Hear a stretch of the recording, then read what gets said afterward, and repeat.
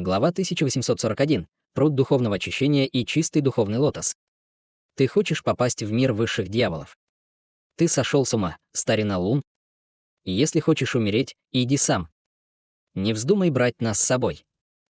В ярости воскликнул великий старейшина семьи Линь.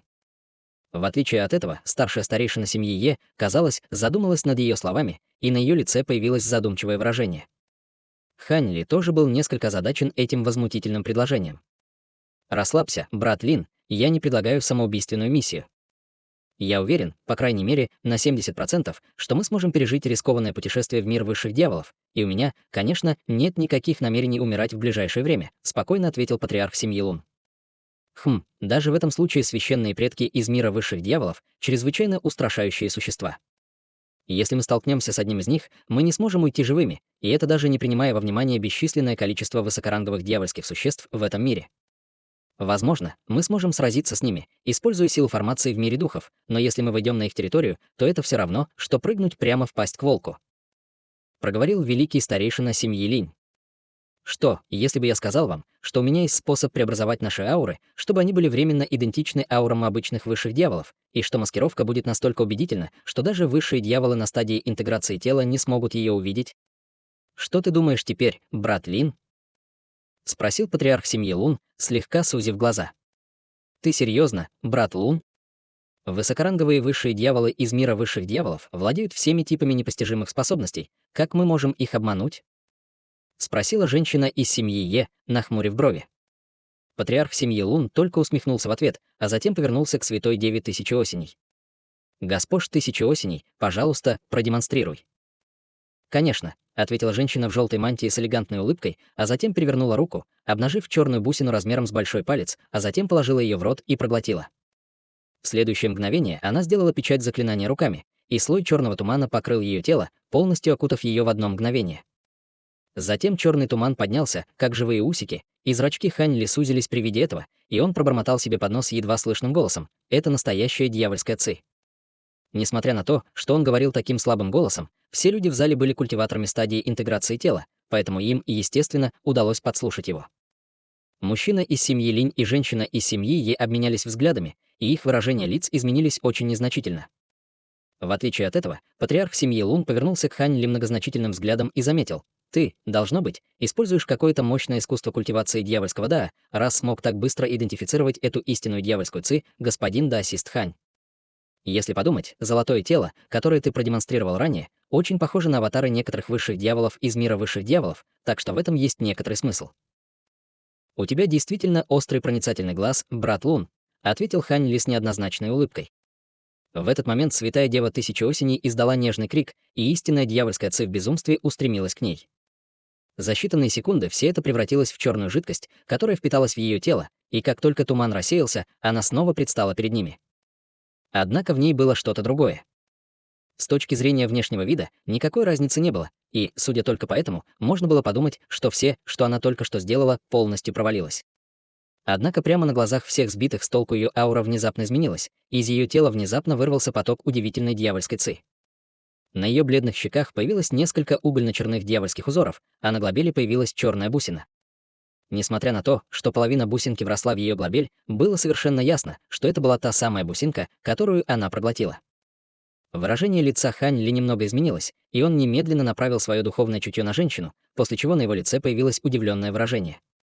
Он обнаружил, что магическая сила, текущая в ее теле, стала чрезвычайно чистой истинной дьявольской ци, а аура, которую она испускала, была полностью идентична ауре высших дьяволов, с которыми он столкнулся в человеческом мире.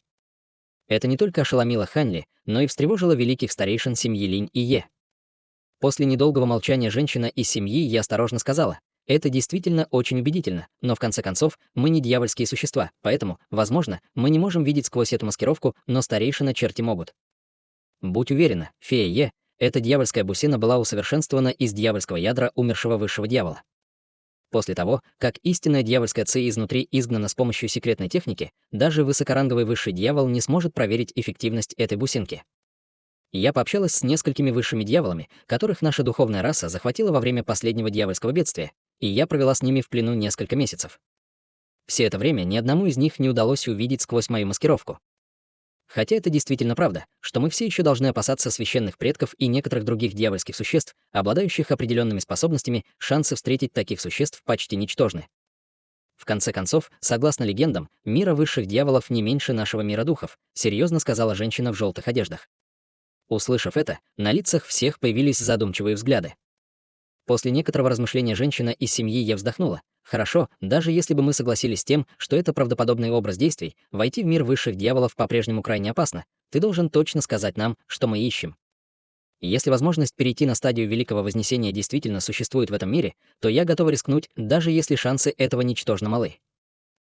Услышав это, великий старейшина семьи Линь слегка запнулся, но стал дожидаться ответа с угрюмым выражением лица. Как вы думаете, я бы предложил пойти на такой серьезный риск без соответствующей награды? Вы слышали что-нибудь о пруду духовного очищения и чистом духовном лотосе? Патриарх семьи Лун холодно усмехнулся. Пруд духовного очищения. Чистый духовный лотос. И Ханьли, и человек из семьи Линь были несколько озадачены этими двумя названиями. Напротив, в глазах женщины из семьи Е вспыхнула вспышка узнавания. «Хе-хе, похоже, ты слышал об этом, фея Е. Это неудивительно, учитывая, что ты когда-то была названной ученицей старейшины Мо», усмехнулся старейшина Хуэй. «Что ты пытаешься сказать, брат Хуэй? Ты выражаешь недовольство мастером Мо». Холодным голосом спросила женщина из семьи Е. «Хе-хе, я бы не осмелился быть таким наглым. Я просто говорю, что старейшина Мо, по-видимому, не раз отваживался глубоко проникнуть в мир высших дьяволов, поэтому было бы неудивительно, если бы он знал о пруде духовного очищения и чистом духовном лотосе в этом мире», ответил старейшина Хуэй. «Я знаю об этих двух вещах, но это не имеет ничего общего с моим мастером.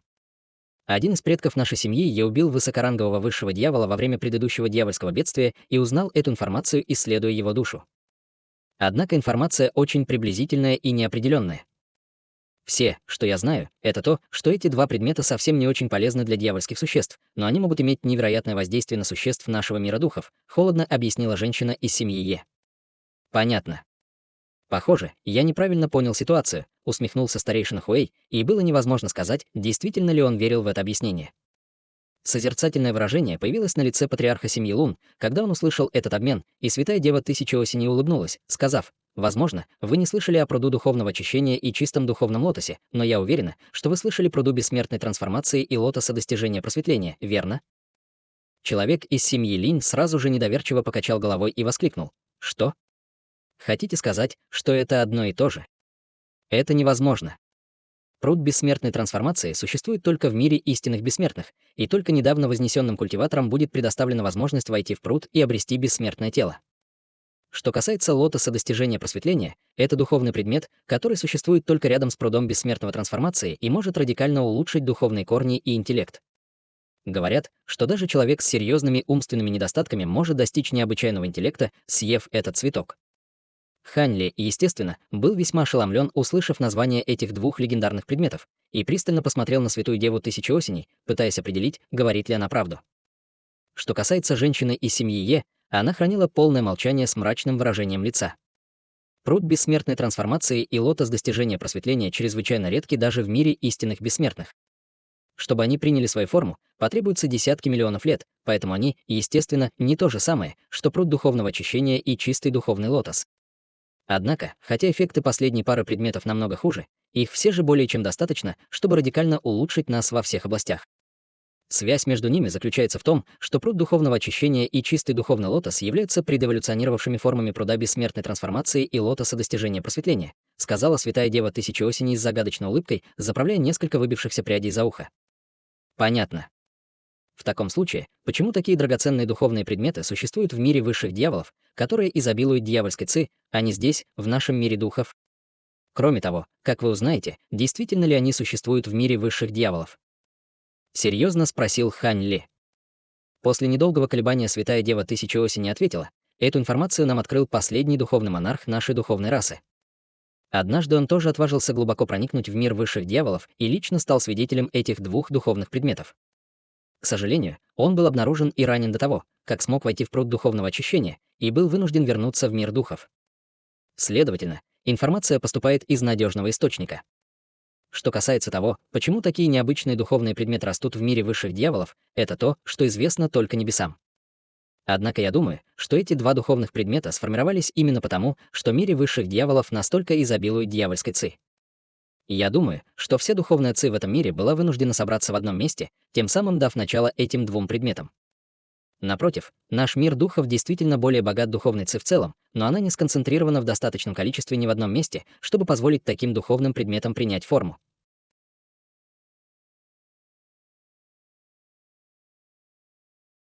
Глава 1842. Соглашение о мире высших дьяволов. После краткого размышления Хань Ли повернулся к патриарху семьи Лун и сказал: «Понятно, значит, это ты, должно быть, раскрыла эту информацию господину Даосисту Луну. Однако я уверен, что должна быть другая причина, по которой брат Лун так твердо верит в эту информацию, не так ли?» Великие старейшины семьи Е и Линь также обратились к патриарху семьи Лун, чтобы дождаться его ответа. У меня, естественно, есть свои собственные методы проверки подлинности этой информации, но я не могу раскрыть метод, который я использовал. К счастью, сказанные ранее слова феи Е служат дополнительным подтверждением того, что эти два духовных предмета действительно существуют где-то в мире высших дьяволов. В таком случае нам решать, осмелимся ли мы пойти на этот риск, чтобы добиться этой экстраординарной награды. По правде говоря, Святая Дева Тысячи Осеней, брат Хуэй, и я уже решили пойти на этот риск, несмотря ни на что, и к нам также присоединятся несколько существ ранга святого из расы духов. Трое владык определенно не будут участвовать в чем-то подобном, поэтому я решил пригласить вас троих. Хе-хе, я на самом деле изначально только планировал пригласить фею Е и брата Линя, но ты оказался неожиданным сюрпризом, господин Даосист Хань. Итак, готовы ли вы трое отправиться вместе с нами в мир высших дьяволов? Серьезно спросил патриарх семьи Лун. Услышав это, Хань Ли и другие переглянулись, и никто из них сразу не ответил. Спустя долгое время женщина из семьи Е сказала: «Когда ты собираешься отправиться в мир высших дьяволов, брат Лун?»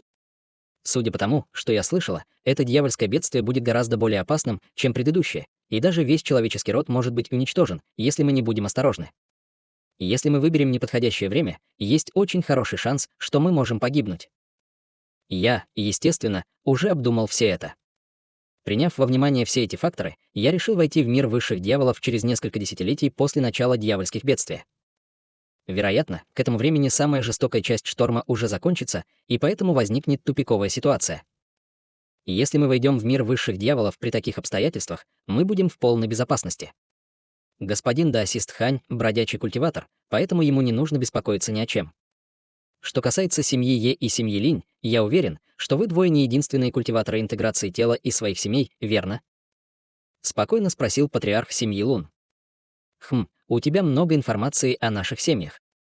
Если наша семья Линь не столкнется с какой-либо серьезной опасностью во время дьявольских бедствий, я буду сопровождать тебя в этом путешествии, сказал мужчина из семьи Линь.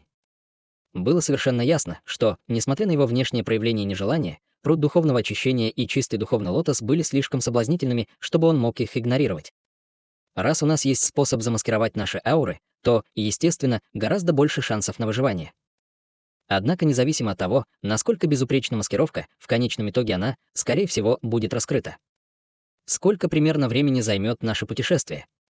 Если путешествие займет слишком много времени, шансы на смерть будут довольно высоки, и мне нужно время, чтобы обдумать этот вопрос, прежде чем я приму решение. Конечно, если это не займет много времени, тогда я, естественно, не откажусь от этой фантастической возможности, сказала женщина из семьи Е. На этот вопрос сложно ответить. Насколько мне известно, пруд духовного очищения и чистый духовный лотос расположены в центре мира высших дьяволов, поэтому даже если все пойдет гладко, продолжительность поездки составит более 10 лет. И если по пути мы столкнемся с непредвиденными неприятностями, то вполне возможно, что наше путешествие будет в несколько раз длиннее этого. Кроме того, мы не отправимся в путь, как только начнется дьявольское бедствие, поэтому на самом деле у нас не будет много времени, ответила Святая Дева Тысячи Осеней. Женщина из семьи Е долго размышляла над этим вопросом, а затем сказала: «Значит, это может занять несколько десятилетий. Это довольно много. Я должна все тщательно обдумать. Дам вам ответ позже». Патриарх семьи Лун не удивился, услышав это, и многозначительно кивнул. Конечно, этот вопрос действительно требует внимательного обдумывания. Однако твоя родословная Небесного Феникса дает тебе некоторые мощные пространственные способности, так что ты была бы большим подспорьем для нас в этом путешествии. Будет очень жаль, если ты откажешься. Женщина из семьи Е также кивнула в ответ и замолчала. Таким образом, все обратили внимание на Ханли, который был единственным, кто еще не ответил. После короткой паузы для размышлений на лице Хань Ли появилась кривая улыбка, и он сказал то, что стало для всех большим сюрпризом. Я всего лишь бродячий, практикующий без запретов, поэтому я, естественно, без колебаний воспользуюсь такой возможностью. Однако у меня есть еще несколько важных дел, которыми я должен заняться в следующие несколько столетий, и все это займет довольно много времени, так что, возможно, я не смогу это сделать. В отличие от женщины из семьи Е, участие Хань Ли, похоже, не имело большого значения для патриарха семьи Лун, и он равнодушно ответил: «В таком случае я желаю тебе удачи в других делах. Если у тебя будет время, мы будем рады твоей помощи. В противном случае я не буду заставлять тебя делать что-либо против воли. Однако я должен предупредить всех вас, чтобы вы держали это в секрете, независимо от того, собираетесь ли вы присоединиться или нет. Мы единственные, кто осведомлен об этой информации на данный момент. Если я услышу, что во внешнем мире распространились какие-либо слухи об этом, то не обвиняйте меня в том, что я повернулся против вас. Я не беспокоюсь о том, что другие люди будут соревноваться с нами. Меня просто беспокоит то, что, если бы раса высших дьяволов узнает о нашем плане, наше путешествие в их мир станет намного более трудным». Хань Ли в ответ лишь небрежно улыбнулся, но женщина из семьи Е была довольно недовольна этой инсинуацией. «За кого ты нас принимаешь, брат Лонг? Почему мы должны делать что-то, что принесет пользу другим, за наш счет? Я только поднял гипотетическую ситуацию. Если бы я не верил, что вы сохраните это в секрете, я бы не стал раскрывать вам эту информацию. Итак, все было сказано и сделано. Теперь решение за вами. Однако вы должны дать мне ответ до начала дьявольского бедствия. Если кто-то из вас решит не присоединяться к нам, я должен найти других», — серьезным тоном сказал патриарх семьи Лун. «Конечно», — кивнула женщина из семьи Е, и Хань Ли также кивнул с задумчивым выражением лица. Увидев, что обсуждение завершилось, Хань Ли и остальные ушли, немного поговорив. Их сопровождал из зала тысячи духов старейшина Хуэй, оставив в зале только патриарха семьи Лун и святую деву Тысячи Осеней. Улыбка на лице женщины в желтом немедленно исчезла, и она, казалось, о чем-то думала. Патриарх семьи Лун тоже смотрел в пространство с задумчивым выражением лица, и наступила тишина. Через некоторое время святая дева Тысячи Осеней сказала: «Я до сих пор не понимаю, почему ты настаиваешь на том, чтобы убедить кого-то из семьи Е присоединиться к нам? Ты действительно думаешь, что ее пространственные способности будут так важны для нас? Я уже пригласила еще одну хорошую подругу из расы духов, которая обладает пространственными способностями, которые определенно не уступают ее. Ты не доверяешь мне, брат Лун?» «Конечно, нет. Мы с тобой знакомы в течение долгого времени, так что я, конечно, не сомневаюсь в тебе. Тем не менее, мир высших дьяволов — чрезвычайно опасное место, поэтому будет лучше иметь двух даосистов с пространственными способностями. Вдобавок к этому, у семьи Е есть много секретных приемов и способностей, которые не уступают таковым из нашей семьи Лун, поэтому она определенно будет для нас ценным союзником», — спокойно ответил патриарх семьи Лун. Святая дева Тысячи Осеней, немного помолчав, продолжила: «Хорошо, но действительно ли есть необходимость брать этого даосиста Ханя? Независимо от того, насколько он могущественен, он все еще является культиватором на ранней интеграции тела. Если ты хочешь больше людей, я могу вернуться в расу духов и нанять еще одного даосиста на средней стадии интеграции тела». «Хе-хе, мы договорились, какое же количество людей и духовных существ войдет в мир высших дьяволов в этом путешествии. Ты же не забираешь свои слова назад? Кроме того, я боюсь, что вы ошибаетесь в этом, Хан, брат. И мне, скорее всего, было бы довольно сложно победить его.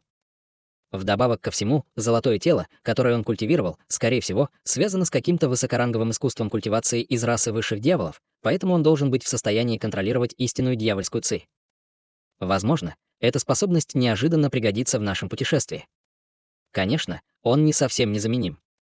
Если он не хочет присоединяться к нам, мне просто нужно найти еще одного могущественного бродячего культиватора», — уверенно ответил патриарх семьи Лун. Поскольку патриарх семьи Лун уже утвердил свои планы, святая дева Тысячи Осеней больше не настаивала на этом вопросе. «Я святая дева из расы артефактных духов, поэтому я, очевидно, не отступлю от своих слов.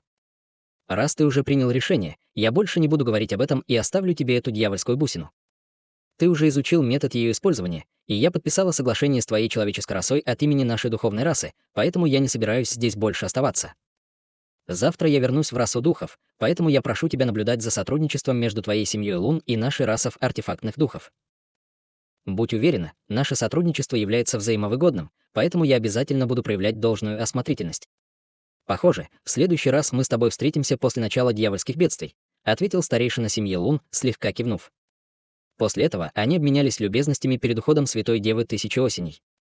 Тем временем Хань Ли уже вернулся в свои жилые помещения и лежал на большой кровати в своем шатре, в тишине созерцая что-то.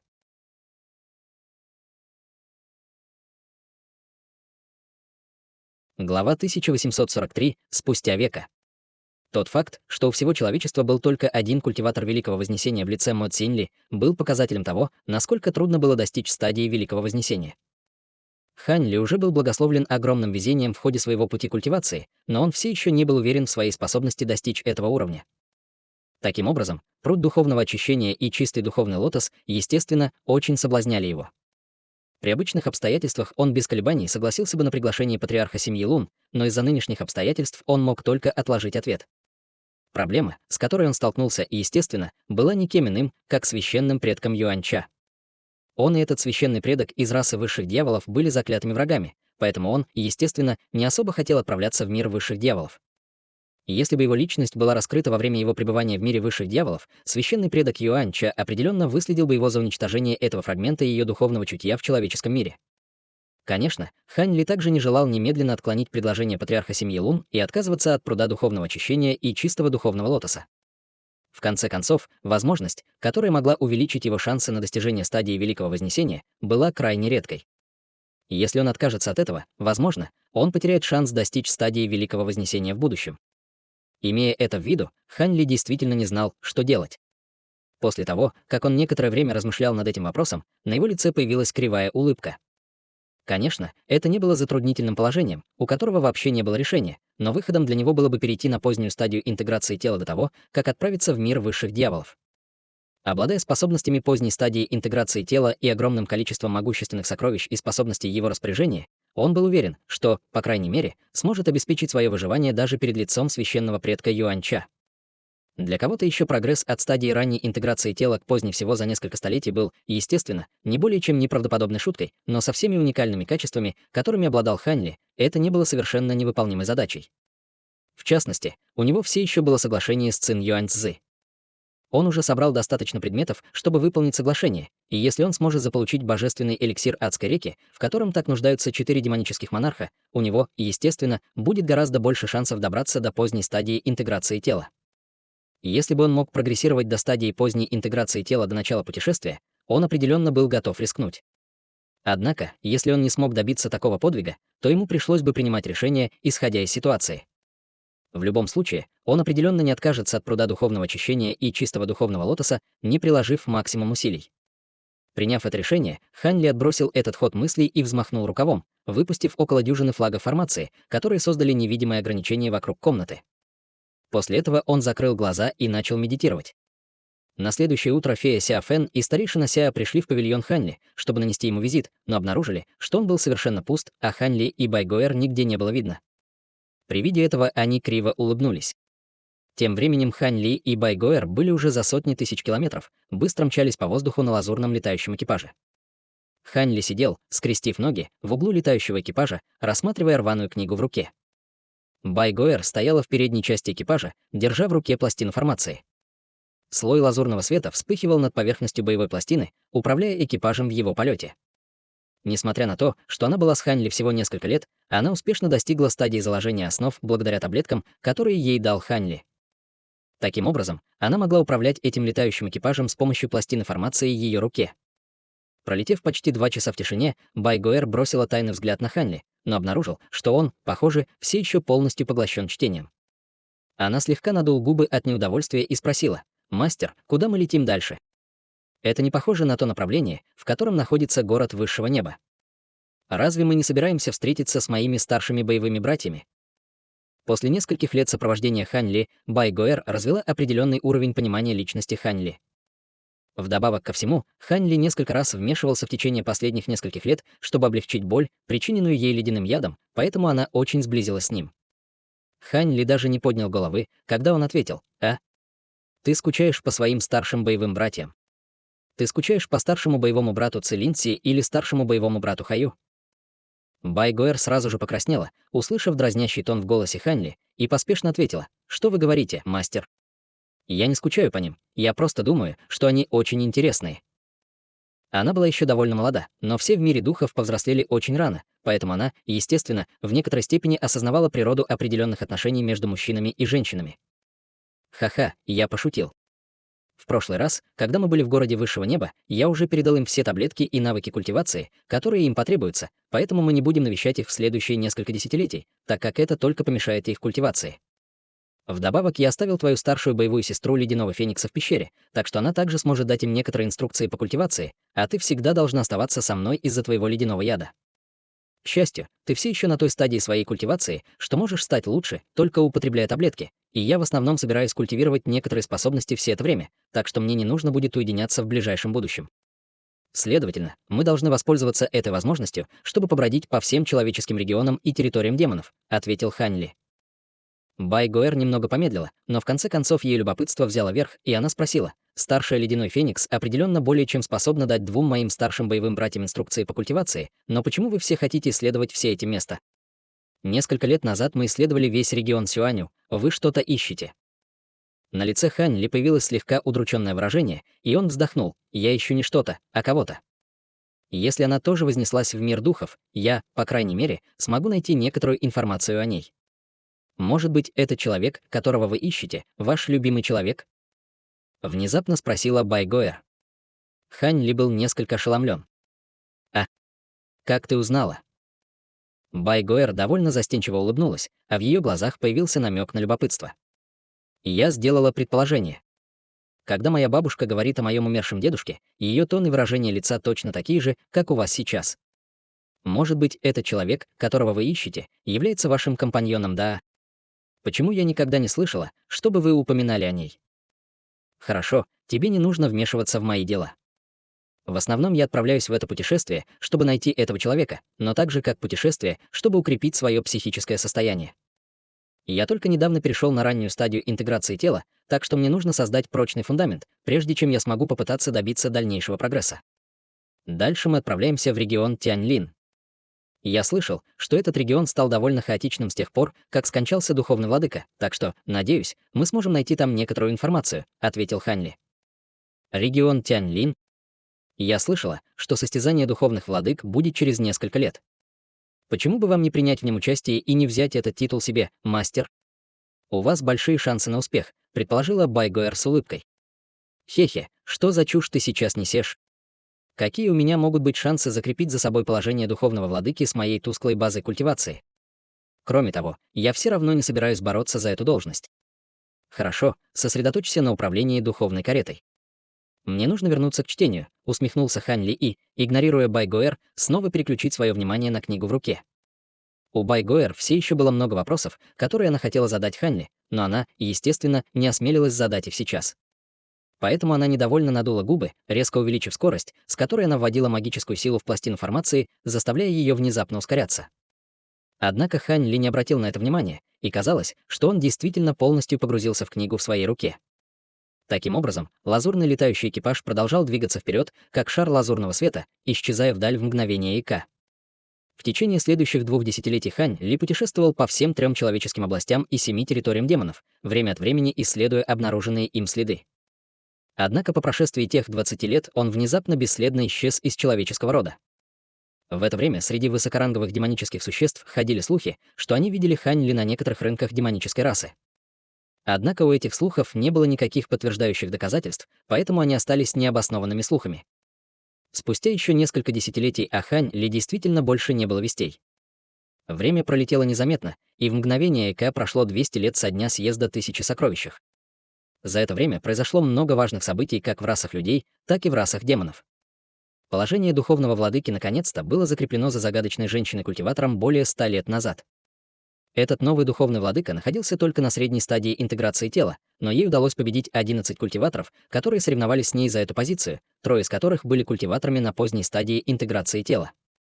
Это, естественно, вызвало настоящий переполох среди 2 рас, и долгое время это было популярной темой для разговоров среди высокоранговых существ.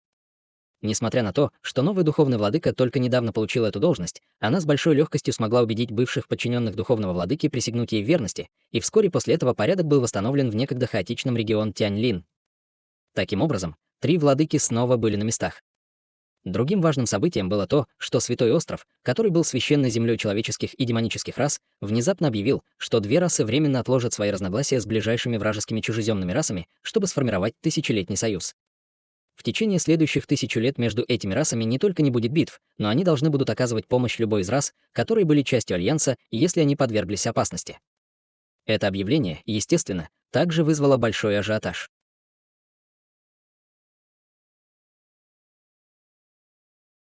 Глава 1844. Байгоэр и обмен. Примерно в это же время информация о неминуемом дьявольском бедствии также начала распространяться среди культиваторов двух рас низшего и среднего ранга. Ходили даже слухи, что об этой информации были доведены и некоторые смертные с особыми статусами. Однако до начала бедствий оставалось еще несколько столетий, а культиваторы низкого ранга и смертные могли прожить самые большие 300 лет, так что они не стали впадать в панику. Несмотря на это, многие из небольших кланов культиваторов и сил среди смертных начали готовиться к предстоящим бедствиям. Некоторые смертные в небольших городах также начали двигаться в сторону крупных держав. Конечно, информацию о дьявольских бедствиях, естественно, не собирались раскрывать обычным людям, но по той или иной причине они были перемещены ближе к крупным державам. Шли годы, и атмосфера в человеческих регионах становилась все более напряженной. В прошлом культиваторы очень редко появлялись перед смертными, но теперь они появлялись во всех крупных городах большими группами.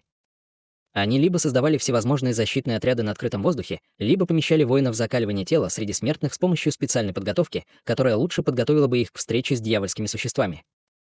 Несмотря на то, что воины закаливания тела, которых в настоящее время обучали, умрут от старости задолго до начала дьявольских бедствий, эти методы обучения нужно было укоренить очень рано, чтобы они могли достичь определенного масштаба через несколько поколений в будущем, тем самым делая будущие поколения воинов закаливания тела жизнеспособным источником помощи для всех великих держав.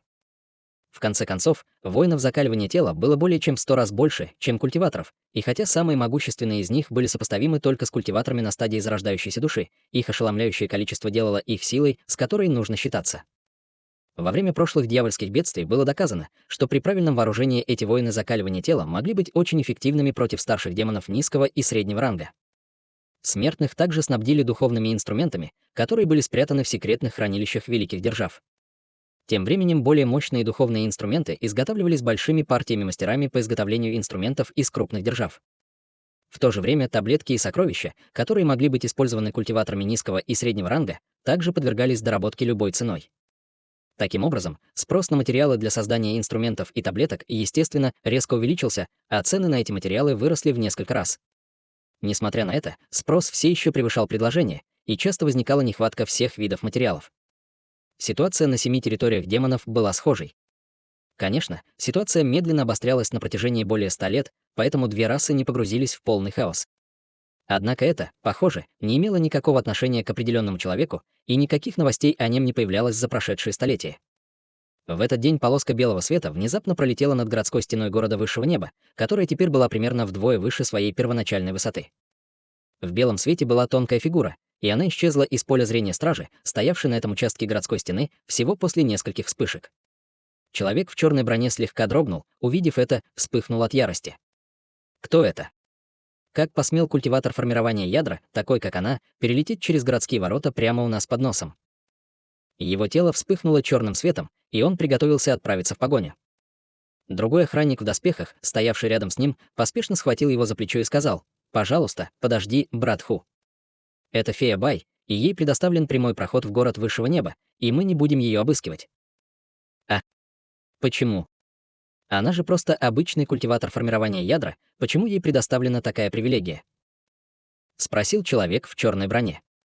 Она может быть только культиватором формирования ядра, но ее мастер — культиватор интеграции тела, и ему потребовалось всего несколько столетий, чтобы продвинуться от стадии божественной трансформации к стадии интеграции тела. Есть хороший шанс, что он сможет даже достичь поздней стадии интеграции тела в будущем. Что касается этой феи Бай, говорят, что ей потребовалось чуть более 100 лет, чтобы достичь средней стадии формирования ядра, так что она также обладает необычайными способностями к культивации. «Ты совсем недавно присоединился к нашему городу высшего неба, и именно поэтому ты ее не знаешь», — объяснил другой охранник в доспехах. «Неужели ее мастер, старший Хань, который когда-то сражался с патриархом семьи Лун?» Воскликнул человек по фамилии Ху, и выражение его лица резко изменилось. «А, значит, ты тоже слышал о старшем Хане?» Это имеет смысл, даже при том, что о нем не было никаких новостей в течение долгого времени, он по-прежнему широко известен среди нашей человеческой расы. Старейшины не предоставили бы такую привилегию его названной ученице без веской причины, с улыбкой ответил другой охранник в доспехах. Мужчина с фамилией Ху кивнул, но спросил: Итак, эта женщина является именной ученицей старшего ханя. Неудивительно, что ей предоставлен бесплатный проход. Часто ли она посещает наш город высшего неба? Не слишком часто. Иногда она бывает здесь раз в 2 года, а иногда она навещает раз в 7 или 8 лет. Однако я слышала от некоторых моих друзей, что каждый раз, когда она посещает город, она покупает всевозможные материалы на рынках. Это имеет смысл, учитывая, насколько в настоящее время наблюдается дефицит всех материалов. Только наш город высшего неба может предоставить некоторые материалы для продажи, ответил другой стражник в доспехах. Понятно.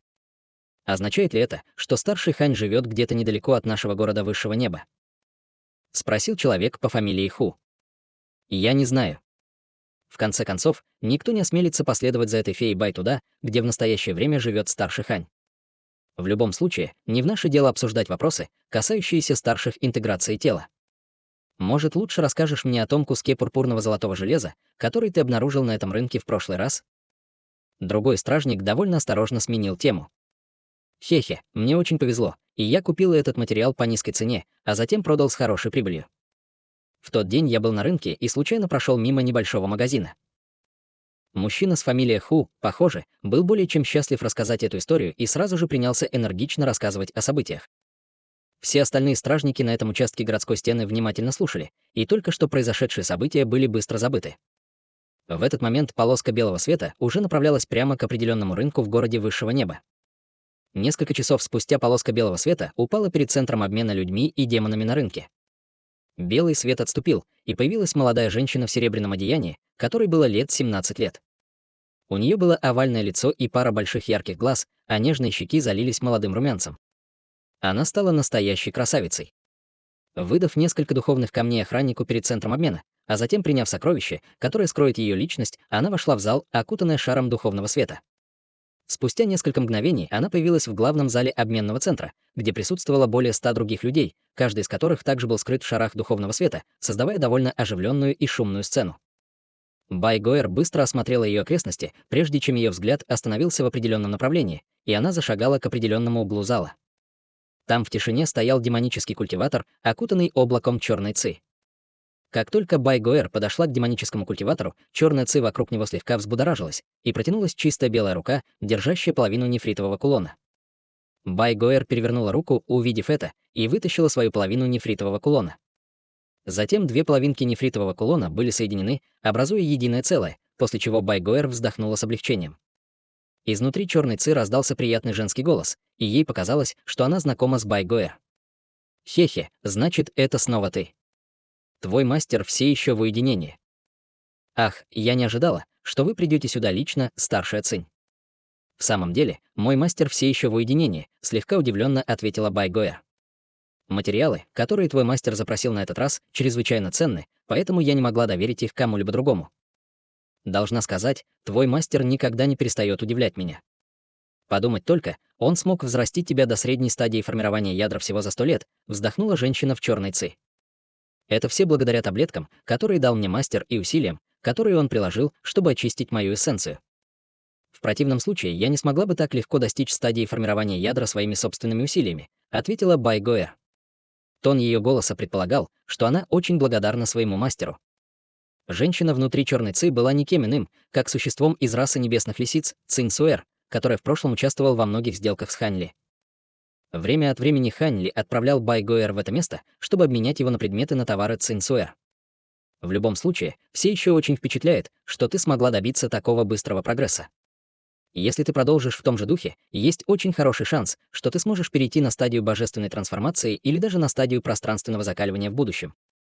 «Хорошо, хватит пустой болтовни, давай начнем наш обмен», сказала Цинь Суэр, вытащив пурпурную деревянную коробку и протянув ее Бай Гоэр. «Спасибо за похвалу, старшая», сладкая улыбка появилась на лице Бай Гоэр, и она перевернула руку, достав синее кольцо. 2 часа спустя Бай Гоэр снова вышла из холла, а затем направилась в укромный угол, после чего поднялась в воздух и улетела туда, откуда она пришла. 2 месяца спустя она спустилась на огромную гору в глубине горного хребта, который был удивительно богат духовной ци.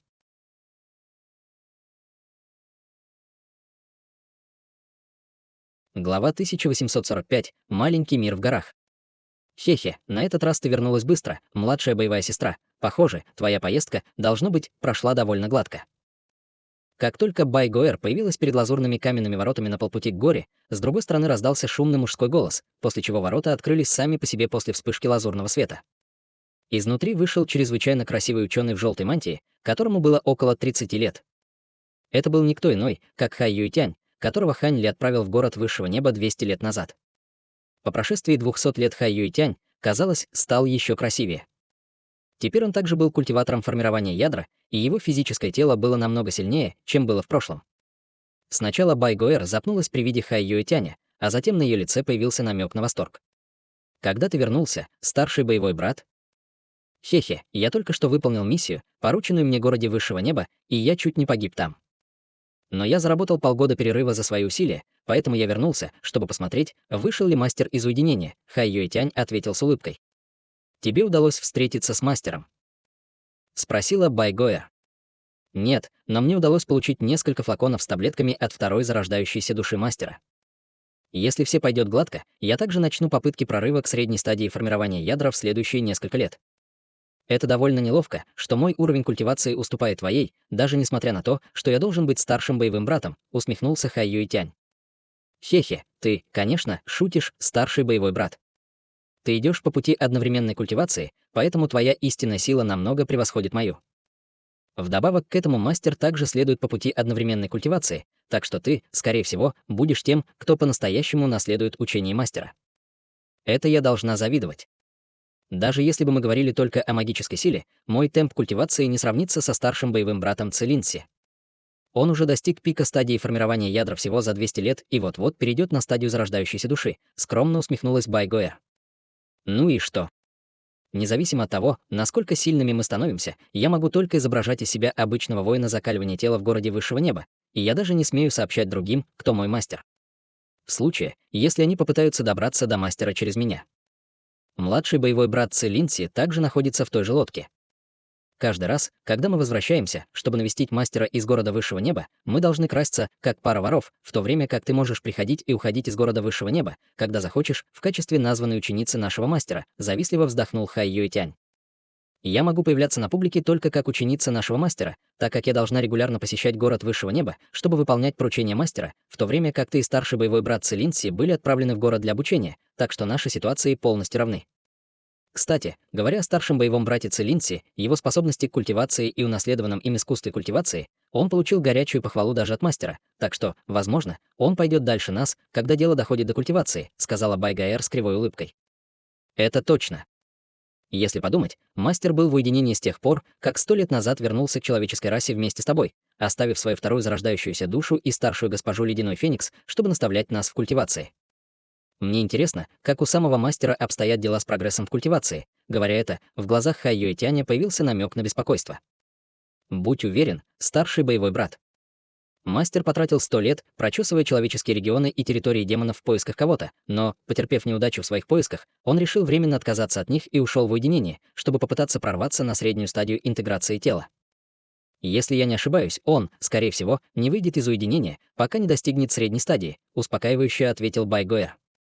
«Даже с необычайными способностями мастера, безусловно, потребуется не менее 1000 лет упорной культивации, чтобы достичь средней стадии. Он же не планирует находиться в уединении на протяжении 1000 лет?» — воскликнул Хай Юэтянь.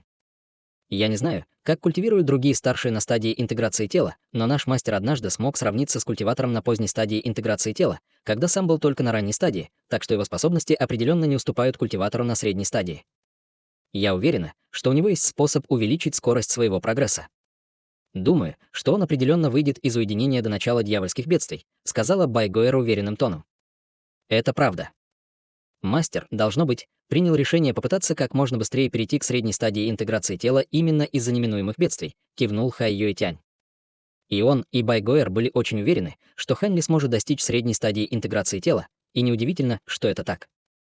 За эти прошедшие годы Хань Ли не только дал им много мощных навыков культивации, всякий раз, когда они сталкивались с узкими местами в культивации, он был в состоянии помочь им с легкостью преодолеть эти узкие места с помощью всего лишь нескольких слов совета или несколько флаконов драгоценных таблеток.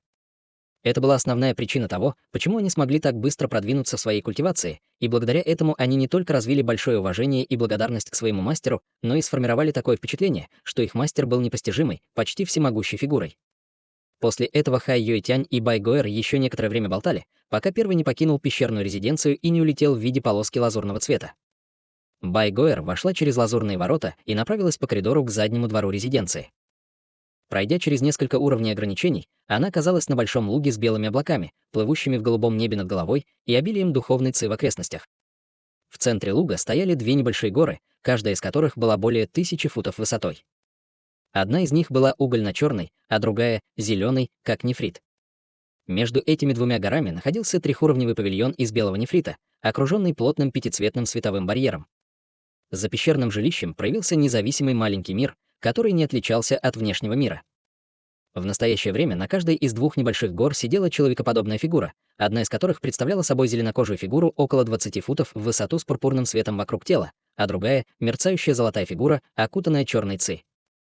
Издалека у обеих этих фигур, казалось, были черты лица, которые сильно напоминали черты лица Ханьли, и у них обоих были плотно закрыты глаза. В тот момент, когда Бай Гоэр ступила на луг, золотой Ханьли медленно открыл глаза и взглянул на нее. «Приветствую, мастер».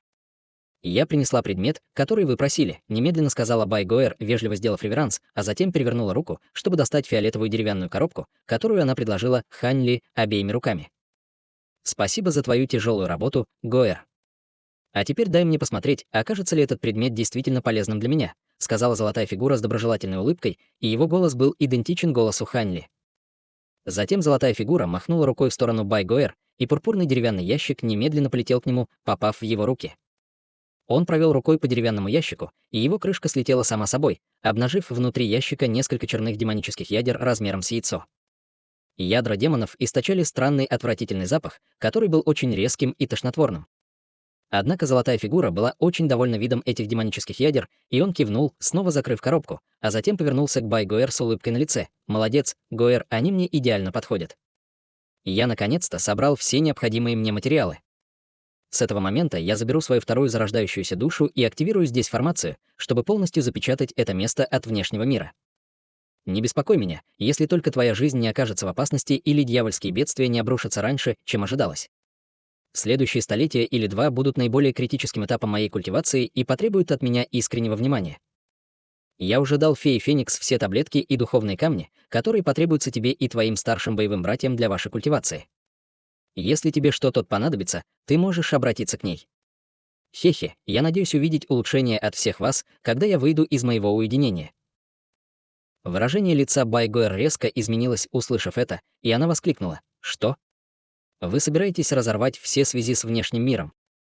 Как долго вы будете в уединении, мастер?» «Трудно сказать. Если все пойдет хорошо, я выйду из уединения через несколько десятилетий. В противном случае это может занять 300 лет», — нерешительно ответил золотая фигура, слегка нахмурив брови.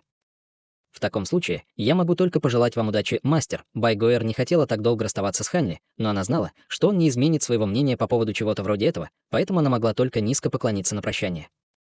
«Ха-ха, надеюсь, я скоро снова увижу тебя, Гоэр». Эти слова были произнесены кем-то из павильона из белого нефрита, а не золотой фигурой. Сразу после этого две фигуры, сидящие на двух горах, поднялись на ноги и в унисон сделали печати заклинаний, после чего растворились в воздухе. В следующее мгновение под каждой из небольших гор появилась массивная световая формация, которая быстро расширилась во всех направлениях. Спустя несколько мгновений все луга были окружены световыми формациями, и ореолы пятицветного духовного света охватили всю окружающую местность. Все начало закручиваться и искажаться, и в конце концов свет растворился в всеобъемлющем море пятицветного тумана. В этот момент Бай Гоэр уже отступила с луга, глядя на море тумана немного растерянно и дезориентированно. Спустя какое-то время она испустила слабый вздох и ушла.